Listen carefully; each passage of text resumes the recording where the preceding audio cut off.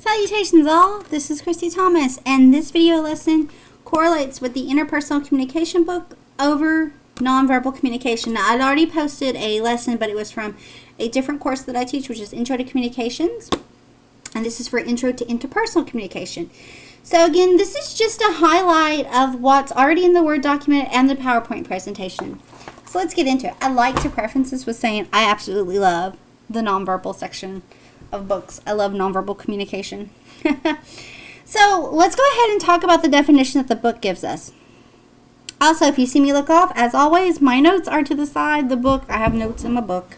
So the textbook's definition of nonverbal communication is behavior other than the written or spoken language that creates meaning for something, for someone, for something. So nonverbal is everything except what we say.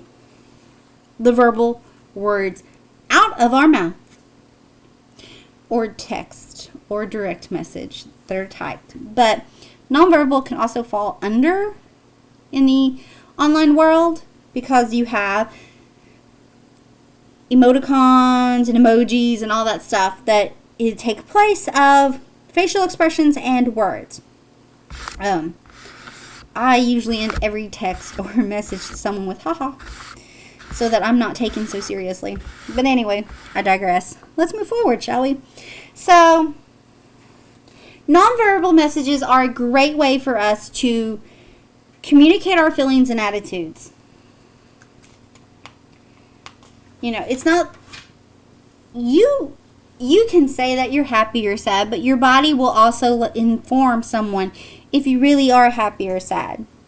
A great example of this is perhaps you're talking to someone and they're like, "Are you okay?" "Yeah, I'm fine."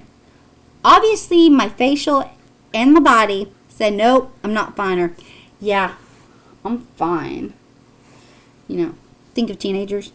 And some of you may be teenagers or have teenagers in your life, so I'm sure you understand that when, you know, the emotions are strong. So, going forward, the book says nonverbal messages are usually more believable than verbal messages. Okay, the book's example is, "Honey, do you love me?" And the response is, "Of course I love you. How could you say that?" But then it gives this description, "Of course I love you. Why would you even think that?" Well, your nonverbal is saying otherwise because your face is buried in the phone. Or watching the game, you know. The nonverbal, you know, I'm not saying that this person doesn't love the other person, but like, you know, the response is that they're angry that they would think that they didn't, but when you're nonverbal, you know, when it could have been more easily readable or solved by going, "Of course I love you. Why would you think that I didn't?" You're giving attention with your eyes, your body, your tone. There's a big change from going, "Of course I love you," to "Of course I love you." Big difference in your tone and your intonation and your pitch. All that falls under the nonverbal. It just all gets wrapped up in this like little nonverbal picture. So I'm sure you've heard the saying, "Actions speak louder than words," and I am a true believer in this. You know, I actually will read into it probably way more than what I should for that reason, because to me, I'm like, you know, your actions say this, your words say this, but your actions say that. Now, not everybody believes that, and to each their own.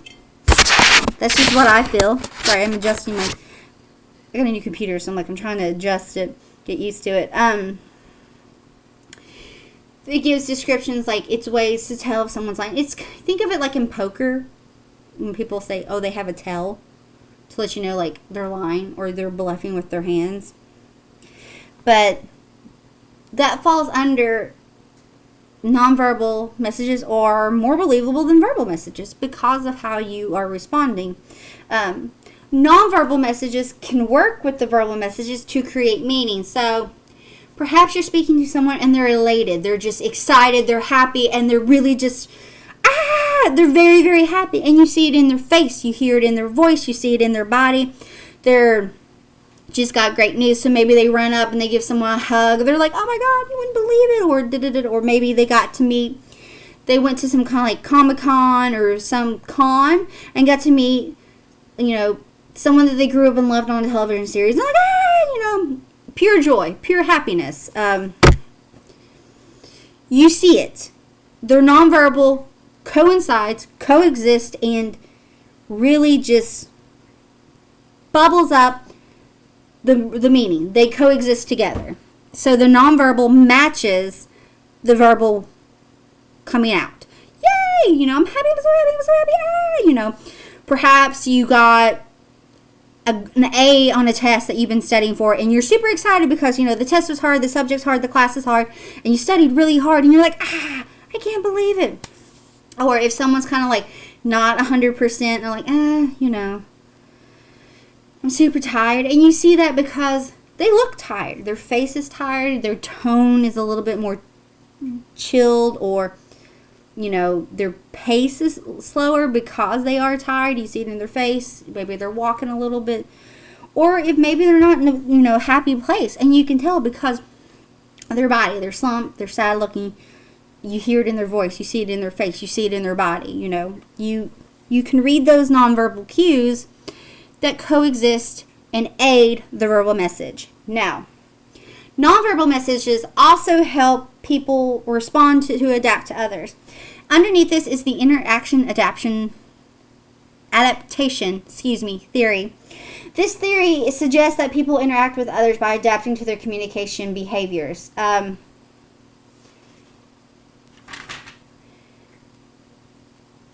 The book gives a great example. Perhaps you have a friend that's telling you a story, so they lean in to tell you the story. You catch that cue. You lean in to hear the story. So you're mimicking that body language. Oh, this is really good. I need to get in here and listen to this because it's a more intimate setting. They also talk about perhaps you're at a conference table and you're sitting there with your arms crossed, and it's not because you're mad. Maybe you're tired. Maybe you're impatient. You're like, this could have been done in an email. And you look around and everybody else is like non-verbally saying the same thing. Like, this could have been done in an email. Or this could have, it's running late. It hasn't started yet. Maybe it was supposed to start like 15 minutes ago. So everyone's impatient and they're waiting. Perhaps they're checking their time. They're, oh my God, Everybody has similar body actions and nonverbal messages, and it's just you're kind of, I don't want to say following suit, but you're feeding off each other.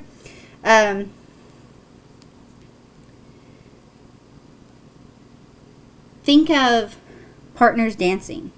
You see like professional dancers. They are responding to each other and their cues. Eye contact, body movement, body contact, positioning, proximity, all that is mimicked.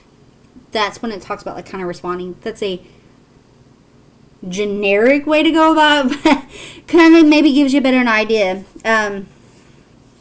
Nonverbal messages may also play a major role in interpersonal relationships. So we've talked about interpersonal relationships. We've talked about the tit for tat. We have talked about the evolution and of relationships. In this one we are talking about how the nonverbal can play a role. So if you meet someone for the first time, you may not have a lot of nonverbal. You reach out the hand, you get the handshake, you start talking, and perhaps you become interested and you want to know more, so you open yourself up more. I'm not saying you're going to throw your arms around and become best of friends like 0.2 seconds, but you are opening yourself up more to knowing more, to learning more. If you're in a relationship, say a romantic relationship, you can tell if someone's mad by their nonverbal. So if you think all is well in the world, but your partner maybe has turned their back to you, doesn't really talk to you, or it's short, curt answers, like yes, no, maybe it's snippy or snide, that maybe things aren't going so hot.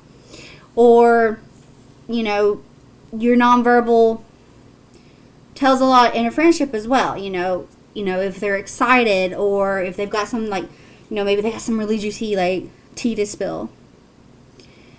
All that can be displayed through your nonverbal, and it really can enhance, but it also lets you know if the behavior has been ongoing for a while, that perhaps the intimacy or connection that was there prior is not there now. And maybe that it's time to chat about the relationship or see what's going on. There may be something there that the nonverbal cues are giving you in the relationship.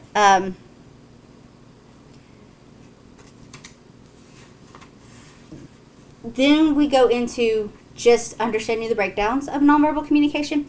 So there's body movement and posture. This is the kinesics. And this is the study of human movement and gestures. I use a lot of gestures. As you can probably tell in my videos, I use a lot of hand gestures. Think in a beginning of a relationship. I'll use romantic because it's really easier for me to use examples. When, if they're on a date for the first time or they've met up somewhere for the first time or just getting to know each other, you can read the nonverbal cues if both parties are interested. If, the flirtatious stage, if you would, you see how people interact. So that's based off the body movements and their proximity to each other. So, perhaps they're getting more into one another. So they get closer. Like their body language, their proximity to each other. They want to hear. They want a more intimate setting, but they're in a larger space. So all that falls under the nonverbal. You're showing interest, you're moving in, you really want to know, And if you people watch, I'm sure you've seen that before. And the nonverbal of a relationship that's starting versus like maybe a nonverbal of a relationship that's been decades in the making are different, but also each greatly valued. Eye contact falls under this with, people. A lot of people who are intent have more eye contact. Not everyone can make eye contact. That's not what I'm saying here. So if someone's not making eye contact, I'm not saying that they're not listening to you and they're not into you or interested in what you have to say. Some people, it's just they can't. So, but that falls under smiling, intent listening, or frowning, or physical touch. Some people are touchers. Some people like to, maybe it's just a pat on the back, a hand on the shoulder. They're touchers. They reach out. They're huggers, they're touchers. That's just who they are. And some people, that's not their thing. That's not their thing. Each person is unique and beautiful, and they have their own ways to express interest or disinterest. And when you're around someone for a bit, you can pick up on those cues. Like, oh, okay. Or you learn to pick up on that they're happy, they're sad, they're angry, they're elated, they're tired, they're wide awake. Cues. It's like when you have babies and you pick up on their cues that they're sleepy or they're angry or they're overstimulated. I'm in my late 30s. I get overstimulated easily. I'm getting off topic onto a rant. The next one on this is they talk about emblems. Emblems are nonverbal cues that have specific general understood meanings in a given culture and may substitute for a word or phrase. Emblems will not be the same across the board in every culture, in every country, everywhere. But think of it. If you see someone on the side of the road and they got their thumb out, they're hitchhiking. Saying, hey man, pick me up. If you're talking to a buddy and they give you a thumbs up, hey, great job, way to go. Or that's A-okay with me. Or peace. Like I said, not every one of these is the same across the board in every country. They are specific to regions and areas and whatnot. Shakespeare in literature, a emblem, a cue that was often wrote about and used in his time was, I bite my thumb. This was a sign of, not niceness, but I bite my thumb at you, sir. If you've ever seen any Romeo and Juliet film, That's a line. I'll bite my thumb at you, sir. So emblems are just cues that can take place of words or phrases, but they will not be the same across the board in every country. They are, pertain to certain regions, certain cultures. Then there's illustrators. Illustrators are behaviors that accompany a verbal message and either contradict, accent, or complement it. So, I don't know if any of you watched or know, Bill Clinton was a powerful public speaker.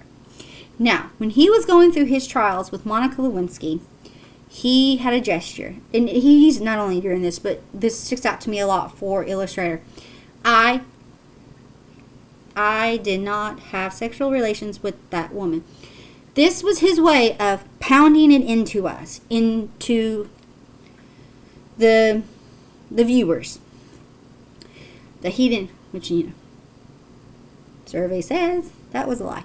Anyway, this was his Illustrator. This was his way of really pounding it in, trying to drive home this idea. That's what they're talking about with illustrators.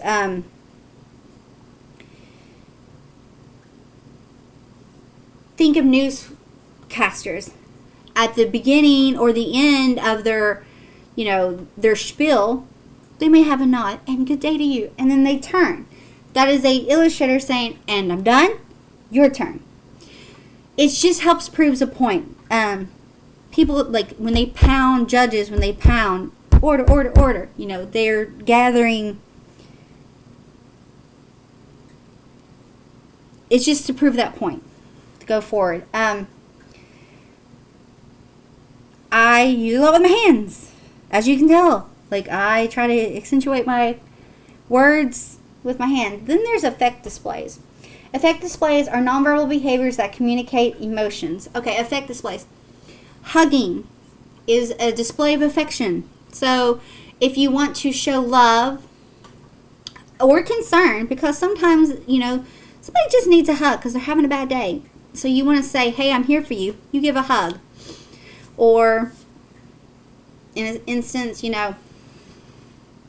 good game. You slap hands, you shake hands, or, you get someone, you dust them off, you pat their back. Those are affect displays. They're communicating emotions. Like, you okay, man? You're good. All that falls under this. Tone of voice will also fall under it, but that's affect displays.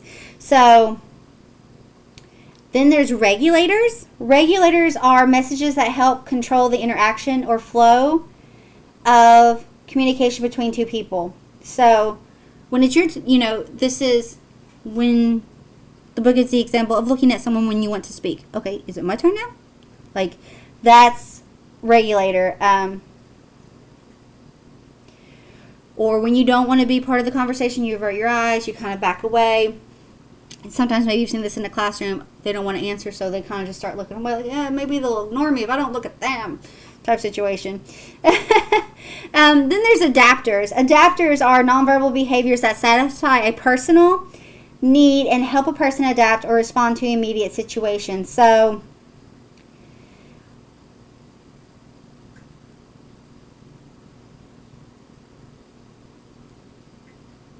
this is just how communicating to adapting your surroundings. The book gives the example of scratching or combing your hair.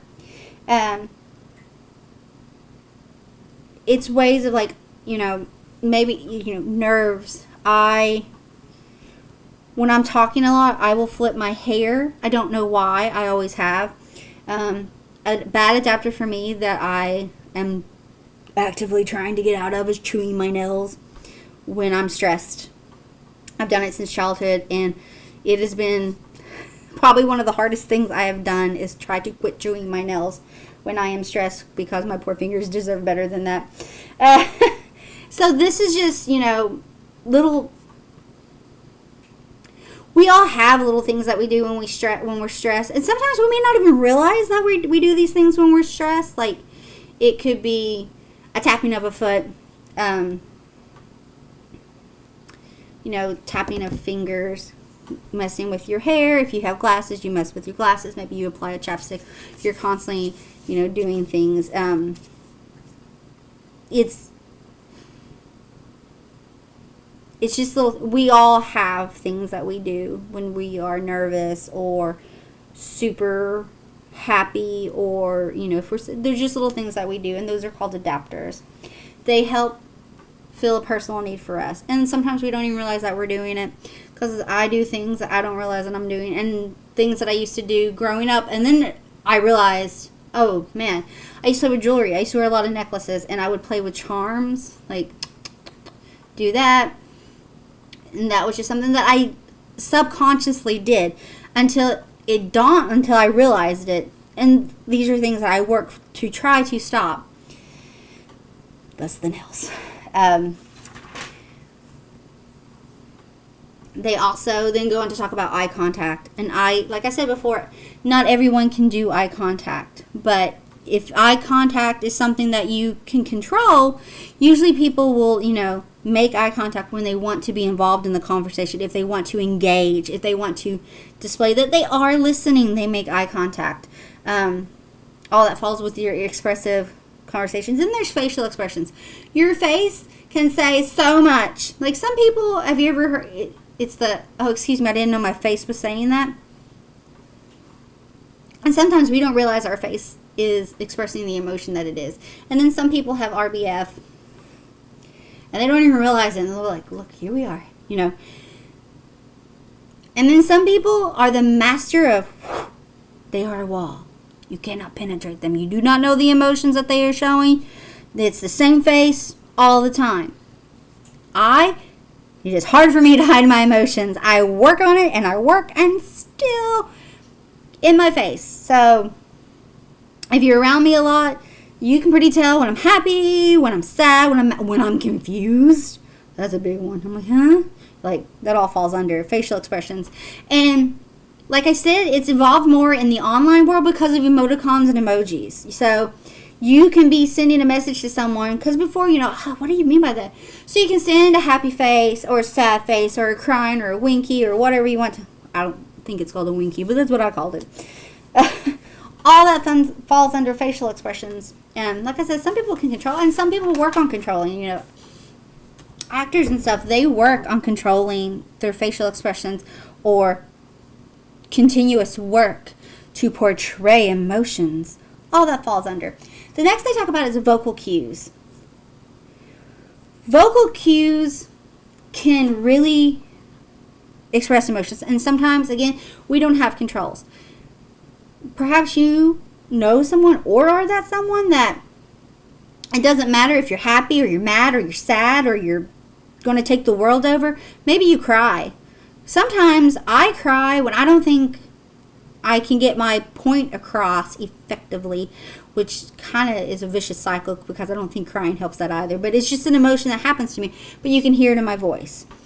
Or some people, you can tell immediately they're in a bad mood just because of the tone of their voice and their pitch. I get excited, or if I feel like I have a lot to say, I talk faster and I talk higher. I have a naturally higher pitched voice. That is my natural voice. I have to work on keeping it, maintain a not so high pitched level. Years ago in my acting classes, I was always told, use your big girl voice. So that's what I have to keep in my head sometimes. But it goes away. Like I get excited. I'm like, or I'm trying to get information out in a timely, effective manner. My pace quickens. My voice pitch goes higher. I'm just trying to get the information out. So that's what it tells us about vocal cues. Perhaps, I'm sure talking to a friend, a family member, a romantic partner, you can hear based off their cues, oh crap, they're mad. Or wow, I have some really great news. I can't wait to tell you. So it's going to be good news. Or, ooh, girl, do I have something to tell you? Oh, well, it's got to be juicy. Or, you would not believe the day that I've had. Well, it's not probably going to be a very good day. Just based off the vocal cues. And intonation and pitch and rate, all that falls under vocal cues. Some people go faster, some people go slower, some people go deeper, some people go higher. It's just we can catch a lot off the vocal cues, and that's nonverbal, And sometimes there are people that can control, just like their faces, they can control their vocalization. They take that deep breath and they go. And sometimes when I have to reground myself and reset myself, because I'm really excited, I'm like, da, da, da, da, da, like I talk a mile a minute. Because I talk fast. I know, I'm a hot mess. I talk fast. I can't control. I have to reground. I have to take a breath and I have to reground myself so that I can more easily convey a message. So there's facial expressions, there's our body movements, there's our... Next they talk about space, and I've said it before, but I've called it proximity. So there's 4 zones that they talk about in space and proximity. So this is kind of your distance from an individual, in your closest intimate acquaintance, your distance is usually, their zone is about 0 to 1.5 feet. So you're pretty close. Hey, you don't want to be that close to someone you don't like. Ew, back it up some. Zone 2 is about 1.5 to 4 feet. This is when you're talking with family members and good friends. So they're close, but they're not like right here, like kids. Woo!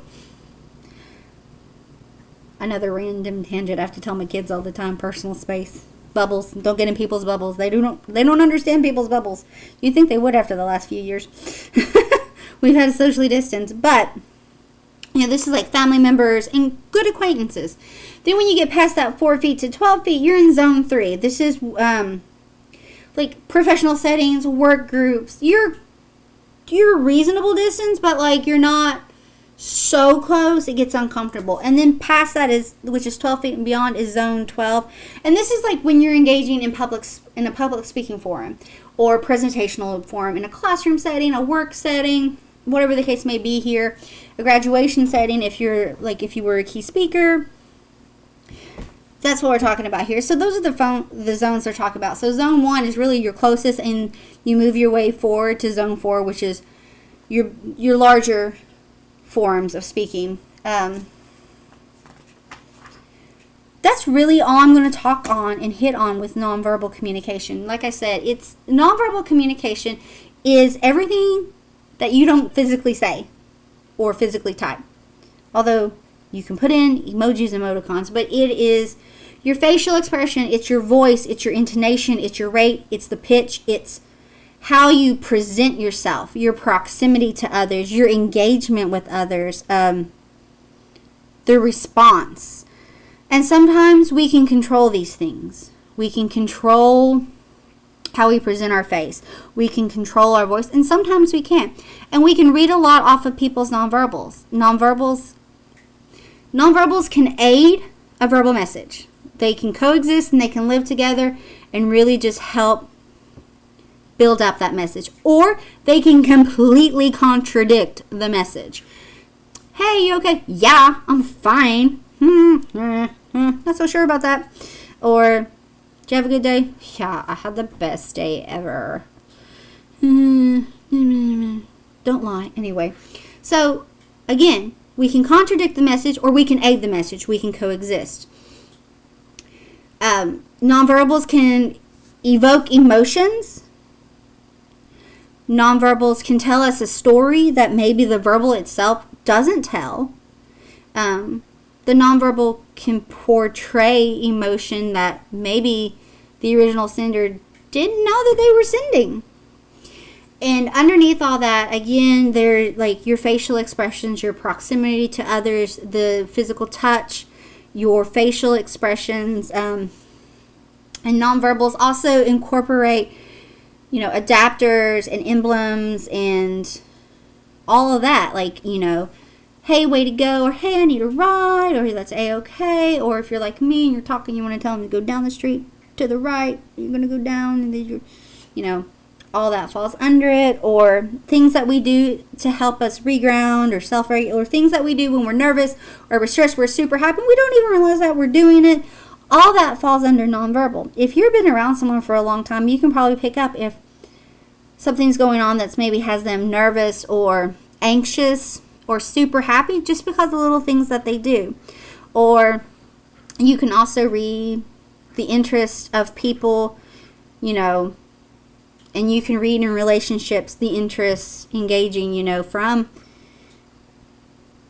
the nonverbals. What they do, how they act, how engaged they are, or how aloof or back, or how they present themselves, or how open they are, how closed off they are. You know, all that falls under nonverbal. It's really, to me, nonverbal is fascinating. But I'm just going to say it, I'm a dork. And I wear it proud. Anyway, folks, I hope that you enjoyed this lesson. I hope you have an amazing day. Thanks. Bye.